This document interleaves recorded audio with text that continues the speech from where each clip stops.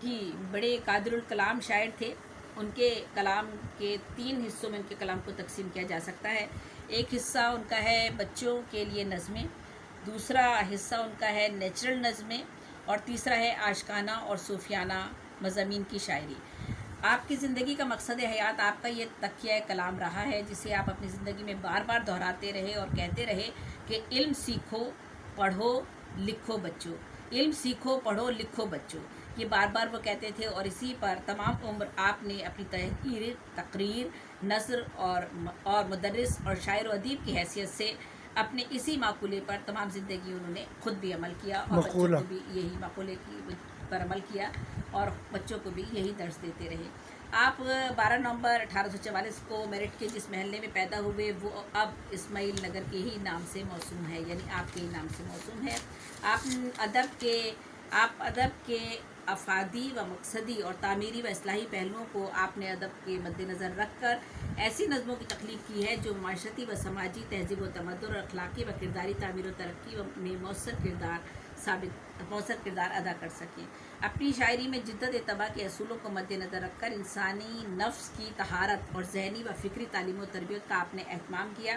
آپ کی بے شمار بچوں کی نظمیں ہیں، جن کے میں نام یہاں 1-2 کی لے لیتی ہوں. کچھوا اور خرگوش، 2 مکھیاں، مور اور کلنگ، کوا، چھوٹی چیونٹی، اور جانوروں پرندوں، قدرتی حسن، مناظر فطرت پر نیچرل شاعری کر کر اسلامی تہذیبی و ثقافتی روایت و اقدار کو آپ نے متعارف کروایا اور ان کو اجاگر کیا.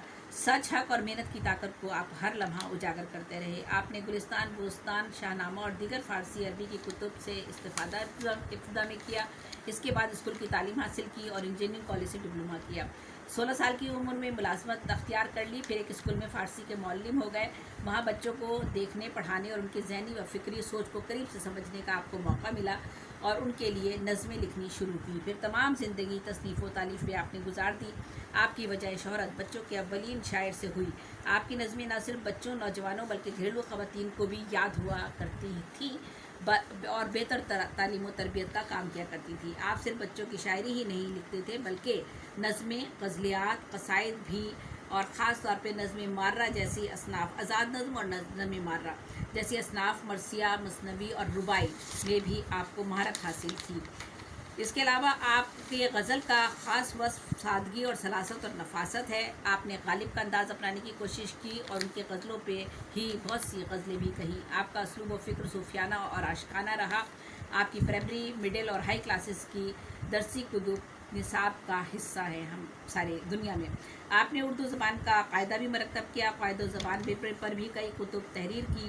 آپ جدید نظم کے حیاتی تجربوں کی بنیاد گزاروں میں شامل ہیں. آپ نے نظم مثلث، مربع، مخمس، مسمن، مصوی، مسدس کی فارم بھی اپنائی.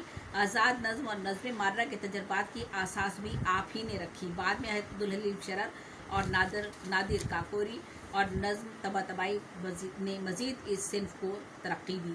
آپ نے غالب اسد اللہ خان سے شاعری میں کسب فیض حاصل کیا. آپ 1 نومبر 1977 کو 73 برس کی عمر میں دنیا سے رخصت ہوئے. شبلی نے آپ کے لیے کہا تھا کہ حال ہی کے بعد اگر کسی کو سننے کے لائق کچھ کہا ہے تو وہ ہیں مولوی اسماعیل. آپ کے کلام میں بلا کی حسن کاری، سادگی، اصلاحی پہلو اور روزمرہ سے جڑے ہوئے موضوعات ہمیں نظر آتے ہیں. کلام کا نیچرل انداز قاری کے ذہن کو متاثر کرتا ہے. مقصدیت اور جدت پسندی اور شعری تخلیق کا مقصد اصلاح سماج اور تعمیری ہوتا تھا. آپ کی غزل کے ایک شعر پر بس شعر کا بھی اختتام کر دیتی ہوں اور یہیں اپنی بات ختم کرتی ہوں. اس کے بعد ہمارا مشاعرہ آپ شروع کیجیے گا حارث، اور آخر میں ہم بچوں کے ادب پر کچھ بات کریں گے.